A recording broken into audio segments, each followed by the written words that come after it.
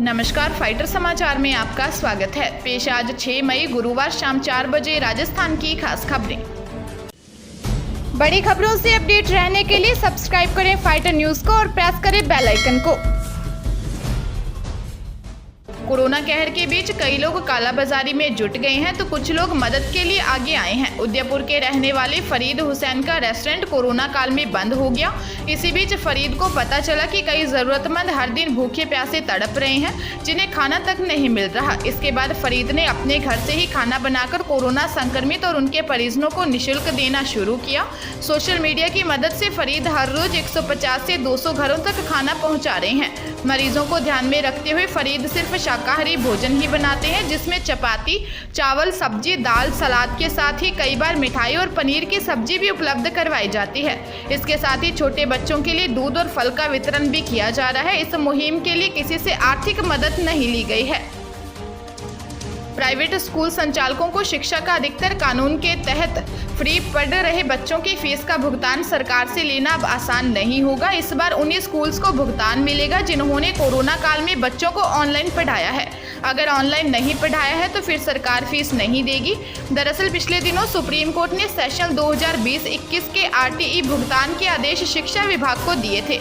माध्यमिक शिक्षा निदेशालय इस आशय का एक आदेश जारी कर दिया है, जिसमें प्राइवेट स्कूल्स को सरकारी पोर्टल पर यह जानकारी डालनी होगी कि उन्होंने कब और किस तरह की ऑनलाइन क्लासेज संचालित की थी, इस दौरान बच्चों को क्या पढ़ाया गया, कितने बच्चों ने इस दौरान उपस्थिति दी थी। इन तमाम जानकारियों के बाद अगर विभाग संतुष्ट होगा तभी प्राइवेट स्कूल्स को 2020-21 का भुगतान किया जाएगा।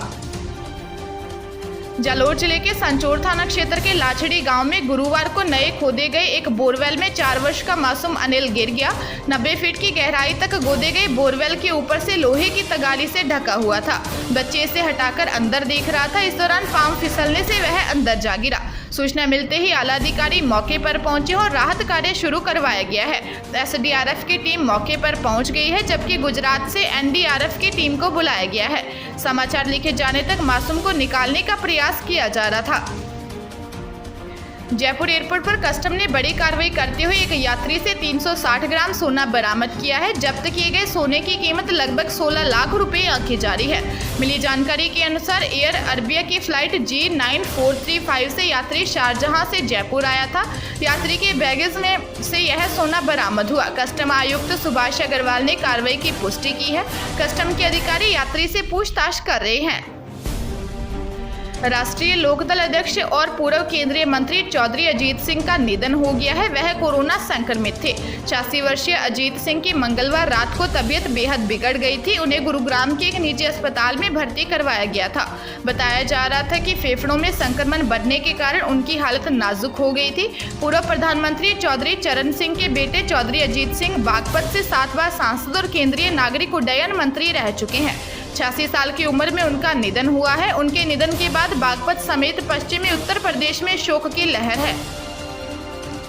दौसा जिले में कोरोना केस बढ़ने के साथ साथ पुलिस प्रशासन की सख्ती भी बढ़ती जा रही है। बांदीकुई कस्बे में आयोजित एक शादी समारोह में गाइडलाइन का उल्लंघन करने पर नायब तहसीलदार धर्मेंद्र मीना ने आयोजक पर 5000 का जुर्माना लगाया। इधर महवा क्षेत्र के नाहिडा गांव में आयोजित एक शादी समारोह में कोरोना गाइडलाइन का उल्लंघन पर पूरे गांव को भोजन कराने की तैयारी कर रहे समारोह आयोजक व अन्य को पुलिस ने गिरफ्तार कर लिया है। प्रशासन की टीम ने वहां तैयार कर रखे हुए भोजन को नष्ट करवाया तथा महामारी एक्ट के तहत पुखराज गुज्जर व रेख सिंह को गिरफ्तार किया है। नाबालिग छात्रा से यौन उत्पीड़न मामले में आजीवन कारावास की सजा काट रहा आसाराम कोरोना संक्रमित हो गया है। जोधपुर जेल में सैंपल लिया गया था जो पॉजिटिव आया। फिर बुखार और ऑक्सीजन लेवल घटने के बाद उन्हें महात्मा गांधी अस्पताल में भर्ती करवा दिया गया है। अस्पताल लाए जाने से पहले ही वहां बड़ी संख्या में पुलिस बल तैनात किया गया था। कई समर्थक भी वहां पहुंचे, लेकिन पुलिस ने किसी को अंदर नहीं जाने दिया। अस्पताल लाते समय व्हील चेयर पर आसाराम काफी थका हुआ नजर आ रहा था।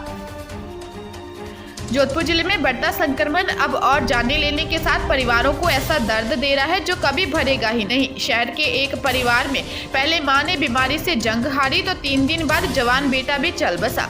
27 अप्रैल को उर्मिला पटवा की बीमारी से मौत हुई थी तो 30 अप्रैल को उनका बेटा श्रेयांश पटवा भी चल बसा। उर्मिला के पति सरदारमल पटवा तब से अस्पताल में बीमारी से जंग लड़ रहे थे, लेकिन अब वो भी यह संसार छोड़ गए। मात्र सप्ताह भर में शहर का एक परिवार पूरी तरह टूट गया। मैं राजकुमार गौड़, विधायक गंगानगर, आप सब लोगों से निवेदन करना चाहता हूं कि राज्य सरकार की जो गाइडलाइंस है उनका हम पालन करें।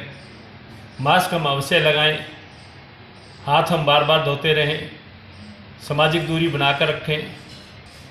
अगर हम इन नियमों का पालन करेंगे तो निश्चित रूप से इस कोरोना महामारी पे विजय हासिल कर सकेंगे।